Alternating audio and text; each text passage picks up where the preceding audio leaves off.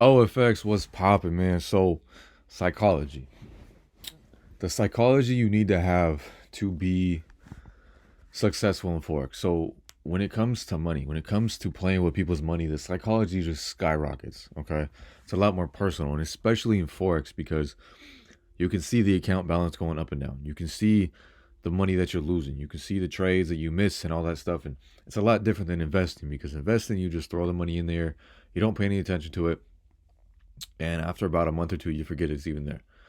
Forex, you constantly see everything happening. So the psychology, I would say personally, is more about 85 and 15 to 90-10, something along those lines. So the questions before you begin trading: are you here for the money or for the freedom?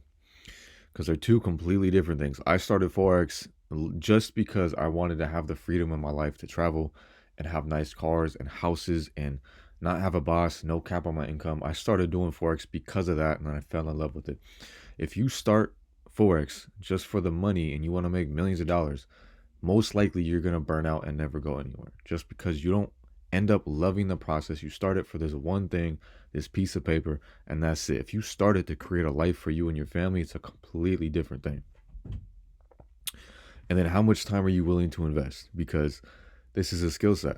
And people don't understand that. People tend to think that just because it's all online and it's all on your phone or whatever, that it's easy, and it's not. And it's a skill set just like hoop, just like any sport. You have to put the reps in, right? If you watch a video on YouTube of some guy teaching you how to shoot a basketball, are you just going to be like, oh, all right, that's it, and then go shoot and be like, great? No, that's not how it happens. You have to put in the reps. And then, do you have the money to lose? Because a lot of people put in money that they need for rent or for food or for bills or car payments or something, and then the emotions just skyrocket. That is a horrible thing to do. Put in money that you could care less if you lose, whether it be $10 or $5,000. Who cares? It can be money. It has to be money that you don't have an attachment to. That money that if this goes away, I'm still fine, right? And then what people expect?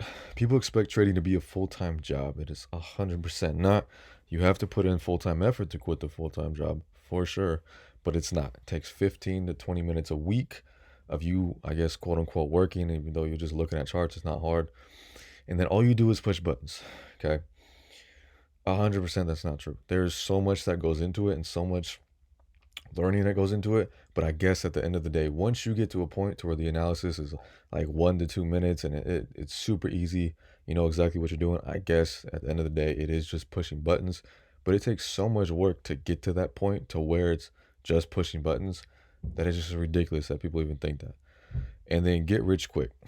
So this is a huge thing. A lot of people come into this thinking that they're going to make $1 million yesterday. That's not how it goes, right? You have to come into this understanding that this takes a very long time.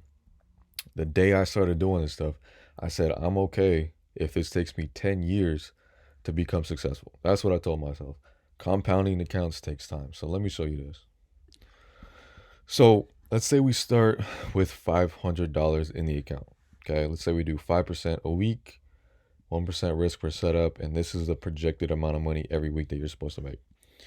So if you start with $500, right, in the beginning, $25, 30, 40, like it's very, very slowly going up. 5% a week is not super crazy. It's not super difficult. At the end of the year, 52 weeks, we're at $6,000, right? Let's say we put that $6,000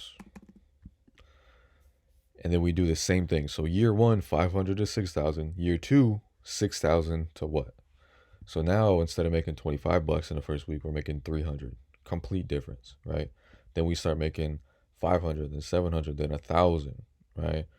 Halfway through the year, we're making 1,000 a week, right?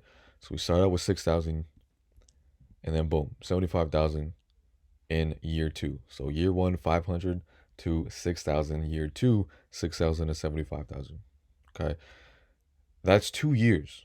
That's 2 years. So let's say you go through a course, you learn exactly everything that you need to know. You go through the few months that you need with demo accounts, you do all the back testing, all the studying and everything. Then you're at a point where you know you can be consistently successful doing 5% a week. You put $500 in an account. 2 years, if you do it right, you can be at $75,000 And then most likely you could be able to quit your job, because $3,000 a week is a lot more than majority of people make. 1,000 is pretty average, right? So that's compounding accounts. Compounding accounts takes time, but if you do it right, you can really, really make some money. So compounding, first of all, never focus on money, focus on percentages. So every time I look at a chart, every time I look at the money that I'm expected to make, every time I look at anything, it's always percentages. Always percentages. Somebody once I was teaching them and they were asking me, how much money do you make? How much? And I'm like, bro, it doesn't matter. It matters how much percentage I can make. I can show you the trades that I take that make me this amount of percentage. I can show you the strategy that I use that gets me this consistent percentage every week. Money doesn't matter, because literally, like this says, my 10,000 could be 1%. Another person's $100 could be 50%. So if I'm showing you I made $10,000 to somebody who has no idea what they're talking about, it's like, oh wow, you made a lot of money, right? But then somebody else could make $100 because they have a lot smaller account, but they're way better than me because they made 50% a week, right? So it makes no sense talking about money. It's all about percentages. Making a consistent percentage every week will create millions of dollars. Okay, and patience. Patience pays, man. Patience will pay you. Understand that it takes countless hours to get good at this skill, and you will consistently lose before you consistently win. Okay? No one is ever defeated until defeat has been accepted as a reality. This is from Napoleon Hill, and it's very, very true. A lot of people come in, not just Forex, but anything, and they get in their own head and they say, oh, well, I'm just starting and I suck and I'm never going to get it, and they quit, right? But what could have happened if you, I've been doing this now for 2 years, and I'm now really, really starting to get it, and I'm now really, really starting to get confident, and I'm now really, really starting to make money. What if I were to quit a year in, or a year and a half in, or a month, or 6 months in, right? I would never be in this position now where I can travel and I can make money on my phone and I can relax and I can do whatever I want whenever I want, right? I wouldn't be in that position unless I had patience. I understood that from the beginning. And we are what we repeatedly do. Therefore, excellence is not an act, but a habit. Aristotle. Pretty self-explanatory. Fear. Fear of a thing prevents us from seeing it properly. So when you go into a chart and you see a trade that you might want to take, a lot of people will second guess it, third, fourth, fifth guess it, look it over and over and over and keep analyzing it, and then they'll switch their bias. Be like, oh no, I don't think that's right. This is right, right? Or they'll be like, I think this is gonna happen, when I'm too scared to take a trade, or I don't want to lose money, I don't want to lose a percentage, or I don't want to lose this trade, or I don't want my account balance to go down, or anything, right? I've done it so many times that it's just ridiculous. And I'll mark up a trade and I'll be like, this is gonna do this, and I'll be too scared to take it, and then it plays out perfectly, and I'm like, fuck. Why? I wish I would have taken it. Understand that losses will teach us so much. Losses will teach you more than the wins, and they will teach you to not do those things again. It's obvious. Proper risk management will cut out 90% of fear. So good risk rewards, right? Not risking too much on a trade, 1%, 2%. A 3-to-1 or over risk to reward will cut out 90% of fear. If you can understand that you can make 1%, or you can risk 1% to make 5, or you can lose 3 trades, win 1, and be in profit. Like, why are you scared? There's no point of being scared if you understand that you can be 20, 30% accurate overall and still make money, right? And then FOMO.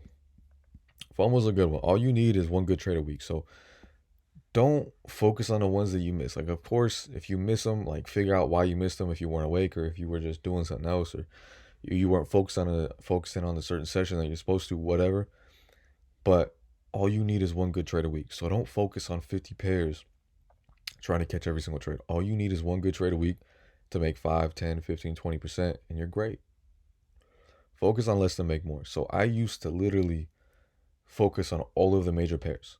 All of them, like all 20, 25 major pairs. I would look at all of them every single night for every day the market was open. And I thought I was cool. I was like, oh yeah, I analyze every single pair. Like, I thought I was cool as fuck.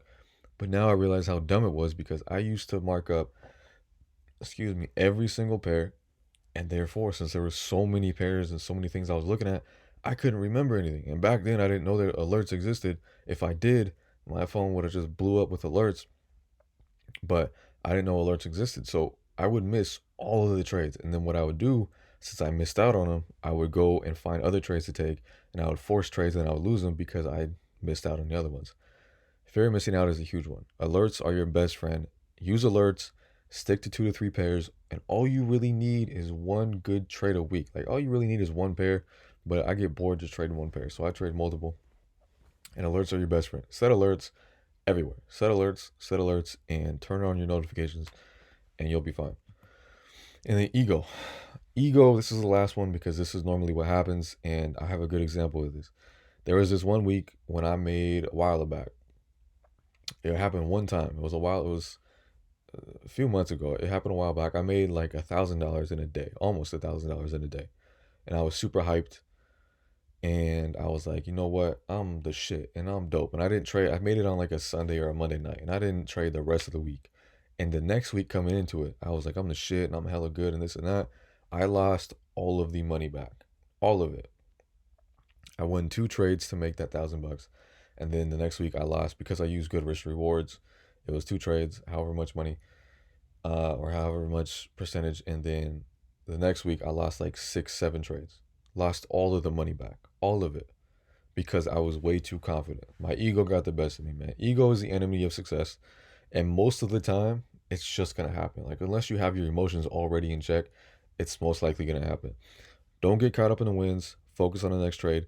And no matter how good you are, do not change your risk per trade, because what happens with a lot of people is they'll start getting good. They'll start winning 2, 3, 4 trades in a row. And then they'll raise the risk. Be like, well, fuck, I'm winning, so let me just raise it so I make a lot more money. And then they'll lose all of the money back that they made. It happens all the time. I've seen it happen plenty of times. Do not raise the risk. Keep it 1% forever, or once you start getting better, of course, you can go up, but keep it consistent. You want to risk 5% per trade? Do it every trade. Don't risk 1%, and then the next one you get confident, risk 5. Don't risk 5%, and then the next one you get confident, risk 20. Don't do that. Keep it consistent. 5% every trade, 3%. I personally do 1% every trade. So what I'm comfortable doing, and that's it. So OFX out.